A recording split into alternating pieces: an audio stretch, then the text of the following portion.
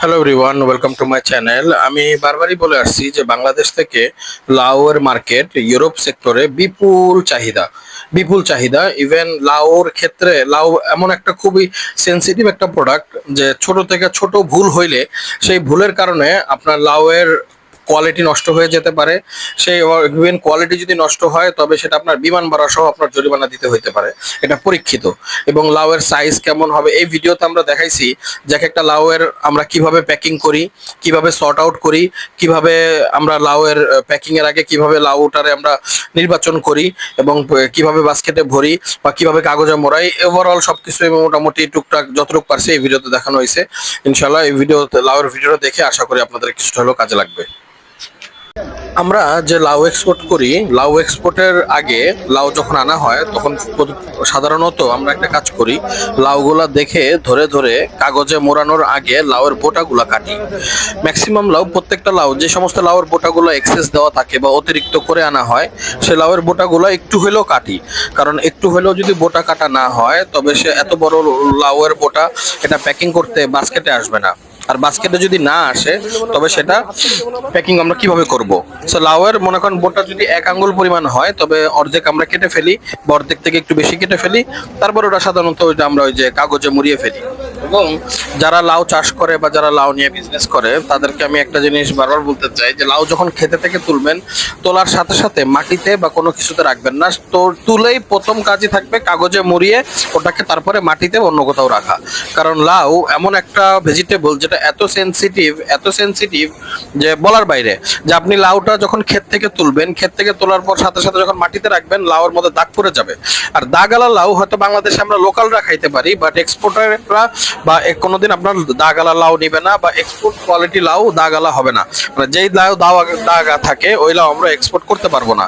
এই জন্য লাউয়ের ব্যাপারী যখন লাউ নিয়ে আসে সর্বপ্রথম ব্যাপারী আনার পরে শ্যাম্পুরে হোক বা মেনলি তো লাউটা ইটালিতেই এক্সপোর্ট বেশি হয়, বা সরি ইউরোপে বেশি এক্সপোর্ট হয়। সো শ্যাম্পুরে এই লাউগুলো আসে।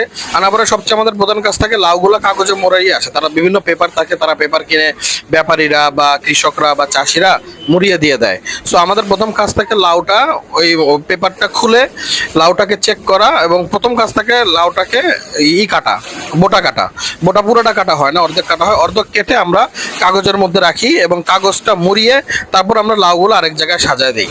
তো আরেক জায়গায় সাজায় যখন দিই তখন ওইখান থেকে আস্তে আস্তে আস্তে ওগুলো আমরা সাইজ অনুযায়ী বাস্কেটে ভরি। যেমন ছোট সাইজের লাউগুলো এক সাইডে রাখা হয়, মিডিয়াম সাইজের লাউগুলো এক সাইডে রাখা হয়, বড় সাইজের লাউগুলো আরেক সাইডে রাখা হয়। এটাই হইতেছে লাউ প্যাকিং করার একটা নিয়মের মধ্যে পড়ে। এবং লাউয়ের ওজনগুলোও চেক করা হয়, যেটা খুবই ইম্পর্টেন্ট। অনেক সময় ব্যাপারে আমাদের জিজ্ঞেস করতো যে ভাই কোন সাইজের লাউ আনবো এবং কি কালার। দুইটাই আমার এখনো মনে আছে যে ইতালিতে লাউ এক্সপোর্ট করতে করতে একবার ইতালির এক বায়ার, ওয়াস্কো ফুড অথবা রাজা হোলসেলের বায়ার আমাদের জানাই দিছিল যে ভাই সবসময় খেয়াল রাখবেন লাউ যাতে গ্রিন হয়, সবুজ হয়। সাদা ফ্যাকাশে লাউগুলো এক্সপোর্টের জন্য তো চলে না। দেখেন আমরা কিছু সাদা ফ্যাকাশে লাউ দিয়ে দিচ্ছি কি, বাট এটা আমাদের এক্সপোর্টের জন্য এটা মানে মিনিমাম কোয়ালিটি না। মিনিমাম গ্রেড হইতেছে সবুজ হইতে হবে, প্রপার সবুজ হইতে হবে, সবুজ যেটাকে আমরা বলি। এবং অবশ্যই লাউয়ের ওজনের ক্ষেত্রে খেয়াল রাখবো বায়ারের রিকমেন্ডেশন অনুযায়ী। বায়ার যদি বলে যে ভাই 800 থেকে 1200 গ্রামের মধ্যে থাকতে হবে, ওইটাই এক্সপোর্ট কোয়ালিটি লাউ হবে। কারণ 800 থেকে 1200 গ্রামের মধ্যে যে লাউটা থাকে এই লাউটা যেমন মোটামুটি কচি থাকে তেমন মোটামুটি ভালো থাকে এবং এই লাউগুলার ভালো থাকে, মানে কি বলে যে সাস্টেন বেশি করে। তো বেশি বড় লাউ দিলে বা 1500 গ্রাম বা 2 কেজি লাউগুলো ওগুলো বেশি সাস্টেন করে না, ওগুলো বাড়তি হয়ে যায়। বা 800 গ্রামের নিচে যে লাউগুলো দেওয়া হয় সেই লাউগুলো ভালো থাকে না, ওগুলোও দেখা যায় যে ওগুলা বড় হইতে বা ওগুলা পরিপূর্ণ হইতেও সময় লাগে। ঠিক তেমনই জারা লেবুর ক্ষেত্রেও আমরা একটা কাজ করি যে আমরা যখন সর্ট আউট করি বা প্যাকিং করার আগে জারা লেবুগুলো ভালোভাবে ধুয়ে আমরা আগে কাগজ দিয়ে রেডি করে নিই। এটা খুবই ইম্পর্টেন্ট ইস্যু। কাগজ নিয়ে রেডি করা না হলে জিনিসটার দাগ পড়ে যায় এবং দাগ যদি পড়ে যায় তবে জিনিসটার এক্সপোর্ট কোয়ালিটি থাকে না। সো এই আর কি। তো বেসিক্যালি এক্সপোর্টের জন্য প্যাকিংয়ের জন্য এই যে দেখেন ছোট ছোট দাগ, এই দাগটাও আমরা বাদ দিয়ে দিব। কিন্তু যখন প্রোডাক্টের অ্যাভেবিলিটি কম থাকে প্রোডাক্টের, তখন আমরা সাধারণত আমাদের করতে হয় এই যে কি বলে মোটামুটি হালকা পাতলা কিছু দাগ থাকলেও দিয়ে দিতে হয়। বাট যখন প্রোডাক্টের হিউজ অ্যাভেলেবিলিটি থাকে তখন হালকা একটু দাগ থাকলেও এটা দেওয়া যাবে না। এটাই হইতেছে এক্সপোর্টের নিয়ম বা প্যাকিং এর নিয়ম। এবং প্যাকিং এর ক্ষেত্রে আমাদের খুবই সতর্কতা অবলম্বন করতে হয়, কারণ প্যাকিং এর ভুল আমাদের টাকা নষ্ট। আমাদের প্যাকিং এ যদি আমরা ভুল করি, আমাদের বাছাইয়ে যদি জারা লেবু বাছাই বা যে কোনো প্রোডাক্ট বাছাইয়ের ক্ষেত্রে যদি আমরা ভুল করি, এই ভুলটা আমাদের শুধু যে আমাদের মালের টাকা কাটবে বায়াররা তেমন না, এই ভুলটার কারণে আমাদের ওভারঅল শিপমেন্টের বিমান ভাড়া সহ কেটে দিবে।